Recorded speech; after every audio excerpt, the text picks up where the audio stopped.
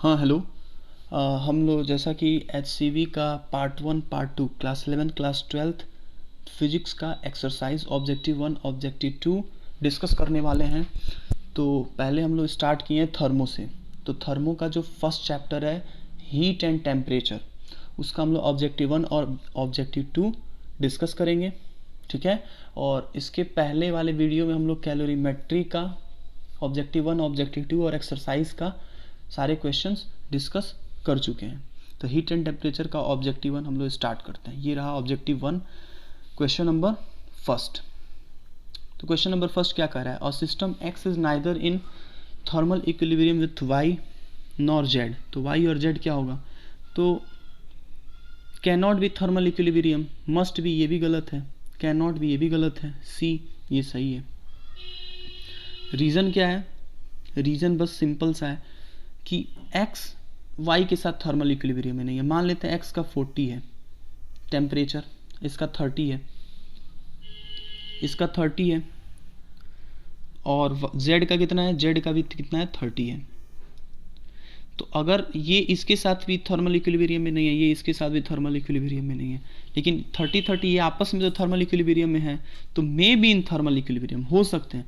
या इसको 35 कर दें तो 40-35 भी नहीं है, 30-40 भी नहीं है, ये आपस में भी एक दूसरे के नहीं है। इसका मतलब मे बी हो सकते हैं थर्मल इक्विलिब्रियम में। क्वेश्चन नंबर सेकंड क्या कह रहा है, इसे हम लोग देखते हैं। विच of the following curve represent the Celsius Fahrenheit temperature scale. तो हम लोग को पता है कि C/5 इक्वल्स टू होता है F-32/9, ये इक्वेशन है। तो C y एक्सिस पे है और F क्या है, x एक्सिस पे है। तो अगर इसको हम लोग ध्यान से देखें तो C/5 लिखा है, इक्वल्स टू क्या लिखा है, F/9 लिखा है, -32/9 लिखा है। इसको हम लोग ऐसा लिख सकते हैं, ये रिलेशन होता है, ये लिख सकते हैं। तो C को y मान लिया और F को ये मान लिया।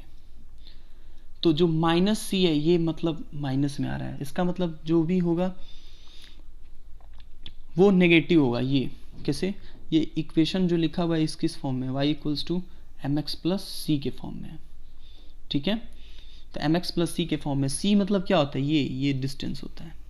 तो यहाँ माइनस में c है तो नीचे वाला ही होगा, तो ये आंसर हो गया। स्लोप प्लस में होगा। या मैं एक और अच्छे तरीके से बता सकता हूँ कि C/5 है, सबसे आसान तरीका जो है वो ये है, F - 32/9 था, तो F को 0 पुट कर दो, F को 0 पुट करो इस पॉइंट के लिए, इस पॉइंट पे F 0 है, 0 पुट करेंगे तो C किस में आएगा, कुछ भी कहो नेगेटिव में ही आएगा, क्योंकि ये 0 होती है नेगेटिव, 5 का मल्टीप्लाई नेगेटिव, तो यहाँ 0 पे ही नेगेटिव में होगा, तो नहीं तो D होगा नहीं तो A होगा। अब इस पॉइंट को पकड़ो, इस पॉइंट पे क्या है, C 0 है तो इसको 0 कर दो, तो F किस में होगा, प्लस में होगा। और ये 0 कर दिए तो ये पूरा 0 हो गया, F कितना आ गया, 32, तो F प्लस में होगा। तो यहाँ एक C0 ये भी है, एक C0 ये भी है, तो यहाँ पे तो माइनस में हो जा रहा है F, यहाँ प्लस में हो रहा है, इसलिए A ग्राफ सही है। तो इसका आंसर A हो गया, ठीक है। उसके बाद थर्ड क्वेश्चन हम लोग कर रहे हैं, कौन सा क्वेश्चन, थर्ड।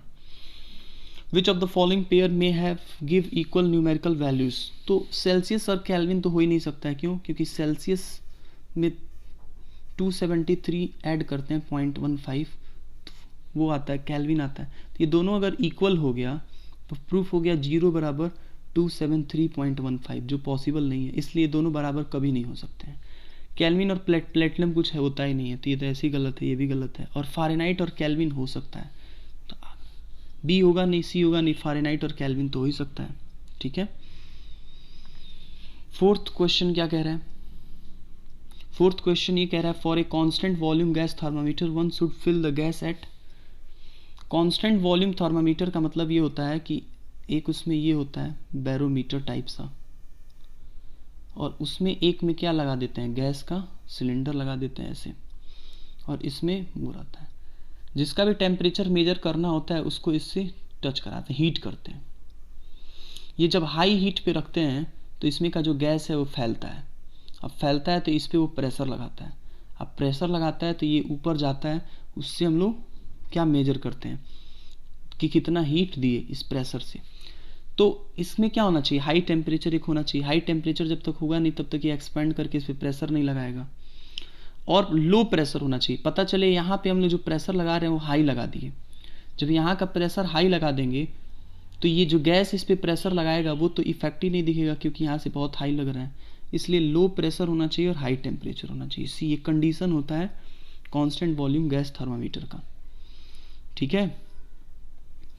और फिफ्थ क्वेश्चन क्या कह रहा है, लीनियर एक्सपांसन कोफिशिएंट क्या होता है। Linear expansion coefficient alpha equals to delta L upon L into delta T. तो एल एल का यूनिट तो सेम होता है, कट गया। तो अल्फा का यूनिट क्या हुआ, टेम्परेचर का इनवर्स। टेम्परेचर का केल्विन होता है, तो के का इनवर्स के -1। तो अगर आप 1 भी सही है।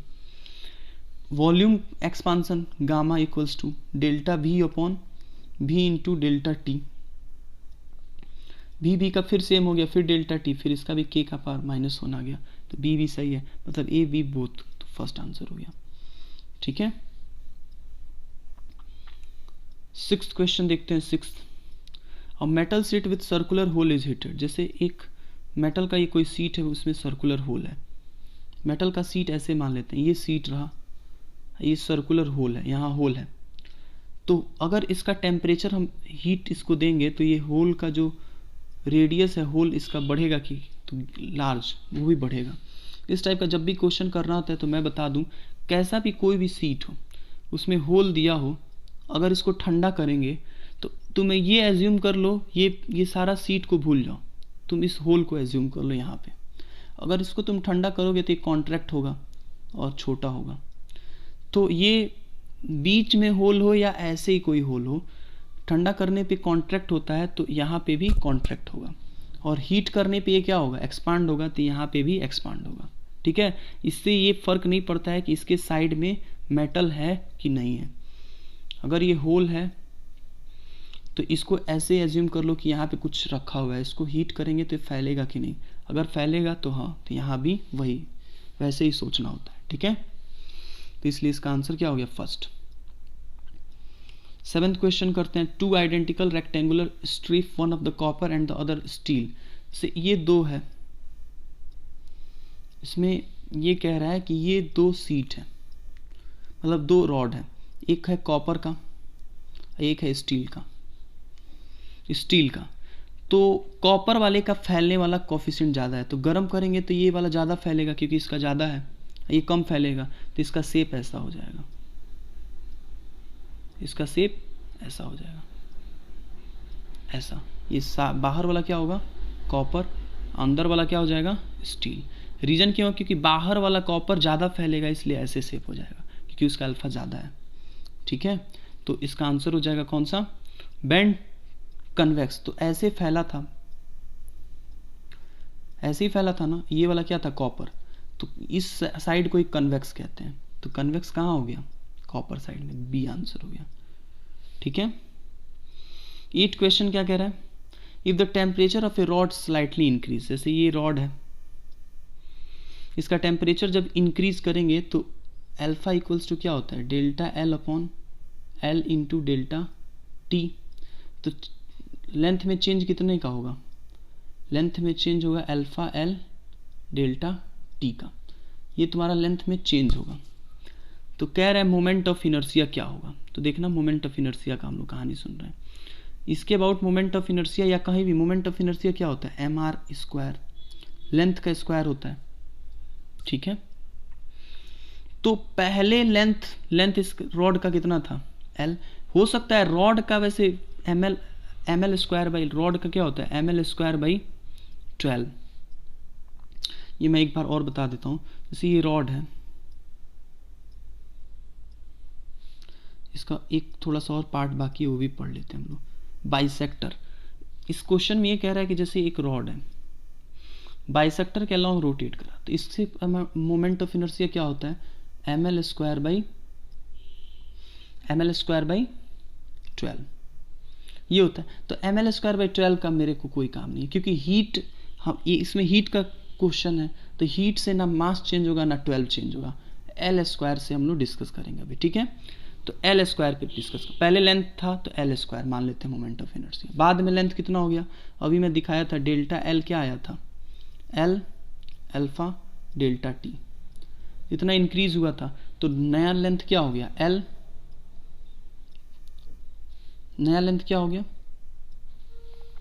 न्यू लेंथ जो होगा एल प्लस, और जो इंक्रीज हुआ क्या हुआ, एल डेल्टा टी और अल्फा। तो एल एल कॉमन ले लो, तो 1 plus alpha delta delta T, ये इंक्रीज हुआ। और अभी हम लोग क्या पढ़े, मोमेंट ऑफ इनर्शिया क्या होता है, लेंथ का स्क्वायर, तो इसका स्क्वायर करेंगे तो क्या होगा, एल स्क्वायर और इसका स्क्वायर। और शुरू में क्या था, शुरू में केवल एल स्क्वायर ही था, बाद में ये हो गया। तो पता है एल स्क्वायर को यहीं रखो, इस पे बाइनोमियल का थ्योरम लगाओ। हमको पता है अल्फा जो होता है बहुत कम होता है, तो 2 आगे आ गया, तो क्या हो गया 1 प्लस 2 अल्फा डेल्टा टी। तो इतना इंक्रीज हो गया, मतलब ये 2 अल्फा डेल्टा टी इंक्रीज हो जाएगा, ठीक है। तो इसलिए आंसर हो गया। 9th नंबर क्वेश्चन देखो, if the temperature of a uniform rod is slightly increase by delta T, its moment of inertia align parallel to itself. मतलब ये रॉड है, इसके पैरेलल एक वो ले लिए, इसके अबाउट रोटेट कराना है। तो अगर इसको मैं गर्म करूंगा तो इसका जो लेंथ होगा इस डायरेक्शन में एक्सपेंड करेगा। अब मोमेंट ऑफ इनर्शिया इसके अबाउट निकालना है तो किस पे डिपेंड करता है, इस डिस्टेंस पे। तो ये डिस्टेंस आर है, शुरू में भी आर है, गर्म करने के बाद भी आर ही रहेगा, नो चेंज। इसलिए तुम अगर इंक्रीज टेम्परेचर करते हो तो जो इसका मोमेंट ऑफ इनर्शिया है उसमें कोई नो चेंज, ठीक है, इंक्रीज बाई तो नो चेंज। तो ये आंसर हो गया, ठीक है। वैसे इसका आंसर ये भी दिया जाता है, लेकिन ये तब होगा कि ये रॉड जो है इसको ऐसे रोटेट कराएंगे इसके अलोंग। क्यों, क्योंकि इसके अलोंग रोटेट कराएंगे तो इसके लेंथ में इधर इंक्रीज हो जाएगा, तो इसके अबाउट इसका मोमेंट ऑफ इनर्शिया इफेक्ट करेगा, ठीक है। लेकिन इस क्वेश्चन का आंसर जो होगा वो कौन सा जाएगा, ए, क्योंकि रॉड ये ऐसे है, हम लोग रोटेट इसके अबाउट करा रहे हैं, तो लेंथ में इंक्रीमेंट इस डायरेक्शन में हो रहा है, ये डिस्टेंस तो सेम ही है, इसलिए नो चेंज। क्वेश्चन नंबर 10 क्या कह रहा है कि ऐसे वाटर है, ऊपर का टेम्परेचर कितना है 2, नीचे का कितना होगा। तो वैसे हम लोग ये क्वेश्चन करते भी हैं कि वाटर के नीचे का जो टेम्परेचर होता है हमेशा कितना रहता है, 4 डिग्री सेल्सियस। सी आंसर हो गया। तभी तो मछलियाँ पानी में जीवित रह पाती हैं, क्योंकि नीचे का टेम्परेचर 4 ही रहता है, ऊपर का बर्फ भी जम जाता है, 0 होके ऊपर का लेयर बर्फ हो गया, नीचे 4 डिग्री सेल्सियस ही टेम्परेचर रहता है। ऊपर का 2 हो चाहे 0, नीचे का 4 ही रहेगा हमेशा। 11th क्या कह रहा है, एल्युमिनियम का स्फीयर है deep into water 10 degree, if temperature increase force of buoyancy. Temperature increase किया गया, aluminium sphere deep into water at 10 degree Celsius. मतलब बायंसी फोर्स का मतलब ये होता है कि जैसे ये इसमें पानी है, इसमें एक एल्युमिनियम का गोला डाले हैं, तो इस पर पानी एक ऊपर फोर्स लगाएगा, तो वो क्या होगा, तो उस फोर्स का जो फॉर्मूला है वो मैं ध्यान से बताता हूँ क्या होता है। वॉल्यूम किसका, जिसको डुबोए हैं उसका वॉल्यूम, और डेंसिटी किसका, पानी का, पानी में डुबोए हैं, इंटू जी। तो ये वॉल्यूम तो चेंज होगा नहीं, क्योंकि जितना डाले हैं एल्युमिनियम का स्फीयर उतना ही रहेगा, और जी भी उतना ही रहेगा। लेकिन ये डेंसिटी, जब पानी को गर्म करेंगे तो गर्म करने में पता है डेंसिटी कम होता है, तो ये कम हो जाएगा, ये कम हो जाएगा, तो बायंसी फोर्स क्या हो जाएगा, डिक्रीज। बी आंसर, ठीक है। तो ये आंसर हो गया। अब हम लोग ऑब्जेक्टिव 2 करेंगे। क्या करेंगे, ऑब्जेक्टिव 2। ऑब्जेक्टिव 2 में एक से ज़्यादा ऑप्शन भी सही हो जाते हैं। तो फर्स्ट क्वेश्चन क्या कह रहा है, spinning wheel is brought in contact with identical spinning wheel at identical speed, the wheel slow down under the action of friction. दो ऐसे रोटेट करता हुआ एक दूसरे के पास लाए तो वो फ्रिक्शन के चलते स्लो डाउन हो गए, ठीक है। तो क्या उनका डिक्रीज हुआ, काइनेटिक एनर्जी डिक्रीज हुआ, टोटल डिक्रीज हुआ, मैकेनिकल डिक्रीज हुआ, लेकिन इंटरनल नहीं डिक्रीज हुआ, ठीक है। इसलिए ABC आंसर हो गया। बात समझ में आया, क्योंकि इंटरनल का मतलब क्या होता है, हीट एनर्जी, हीट तो जनरेट होगा, हीट तो और बढ़ेगा, तो इसलिए ABC। सेकेंड क्वेश्चन क्या कह रहा है, spinning wheel a brought in contact with another will be initial at rest, B rest पे था इस और ए रोटेट कर रहा था, उसको बी के पास लाया। Because of the friction at contact the second will also start spinning, which of the following energy of will be increase. तो बी का काइनेटिक इंक्रीज होगा, रुका हुआ था चलने लगेगा। टोटल एनर्जी इंक्रीज होगा, मैकेनिकल इंक्रीज होगा, इंटरनल भी इंक्रीज होगा, क्योंकि बी तो रुका हुआ था। जब फ्रिक्शन होगा तो उसमें हीट जनरेट होगा, हीट जनरेट होगा तो गर्म होगा, तो इंटरनल भी इंक्रीज हो जाएगा। हीट एनर्जी को इंटरनल एनर्जी भी कहते हैं, थर्मल एनर्जी को, ठीक है। Third, a body A is placed on a railway platform and on identical body B in moving train. मतलब एक ट्रेन पे मूव कर रहा है B, which of the following energy of B are greater then. तो एक train पे जा रहा है, उसमें बी बैठा हुआ है, वो जा रहा है, और ए जो है वो कहाँ है, स्टेशन पे है, और बी इधर जा रहा है, ठीक है। और एक आदमी ग्राउंड पे बैठ के खड़ा होके देख रहा है, तो उसको क्या दिखाई देगा, उसको ये दिखाई देगा बी का क्या ज़्यादा है, काइनेटिक एनर्जी। ए को रुका हुआ दे, टोटल एनर्जी भी ज़्यादा होगा।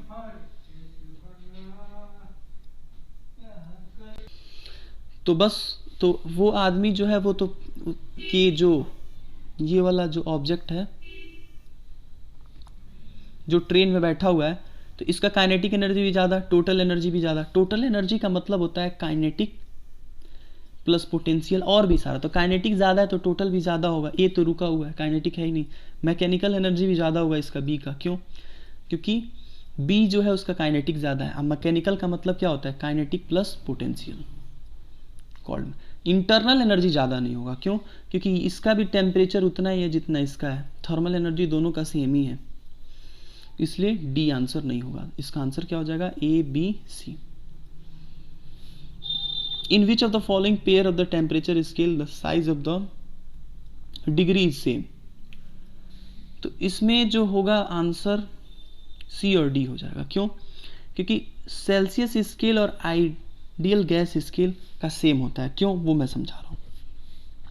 पहले डी में समझा दूँ। आइडियल गैस स्केल और एब्सोल्यूट स्केल सेम ही होता है, क्योंकि आइडियल गैस स्केल जो होता है वो इस चीज़ पे डिपेंड नहीं, इसको एब्सोल्यूट स्केल भी कहते हैं। क्योंकि आइडियल गैस स्केल पे जिससे हम लोग टेम्परेचर मेजर करते हैं, जिस मटेरियल या जिस गैस से, उस गैस के प्रॉपर्टी पे वो डिपेंड नहीं करता है, उस गैस पे डिपेंड नहीं करता है कि वो गैस कौन सा है, इसलिए इस स्केल को एब्सोल्यूट स्केल। तो ये दोनों सेम ही है, तो इसलिए डी तो सेम होगा ही। और सेल्सियस स्केल और आइडियल गैस स्केल क्यों सेम होगा? क्योंकि आइडियल गैस स्केल को एब्सोल्यूट स्केल कहते हैं। और सेल्सियस स्केल में होता क्या है, पहले सेल्सियस स्केल को मैं समझा दूं कि इसमें फ्रीजिंग पॉइंट को 0 लेते हैं और बॉइलिंग पॉइंट को 100 देते हैं। और आइडियल गैस स्केल या एब्सोल्यूट स्केल में फ्रीजिंग को 273 लेते हैं और इसको 373 लेते हैं। तो इन दोनों के बीच का भी डिफरेंस 100 है, इन दोनों के बीच का भी डिफरेंस 100 है, इसलिए इसमें का डिग्री जो होगा वो क्या होगा, सेम होगा, क्योंकि डिफरेंस सेम है। तो इसलिए सी और डी। और बी क्यों नहीं होगा? सेल्सियस स्केल और मरकरी स्केल। क्यों? क्योंकि सेल्सियस और मरकरी का मतलब क्या हुआ ये सब। सेल्सियस स्केल मतलब वो 100 बॉइलिंग और ये 0। अब मरकरी स्केल में फ़ारेनहाइट भी आता है, तो फ़ारेनहाइट का ये कितना होता है, 212, और ये होता है 32। तो इसका डिफरेंस 180 हो गया, इसका डिफरेंस 100 हो गया, तो इसलिए सेम नहीं हो रहा है, तो इसलिए सी और डी आंसर हो गया। ठीक है। फिफ्थ क्वेश्चन क्या कह रहा है, a solid object is placed in water contain adiabatic container for. तो ठीक है, इसमें क्या कह रहा है कि वाटर का टेम्परेचर क्या हो रहा है, फॉल हो जा रहा है, गिर जा रहा है। तो ये एक कंटेनर है, इसके अंदर पानी भरा हुआ है, तो पानी का टेम्परेचर गिरा तो इसका मतलब हीट इससे निकला होगा।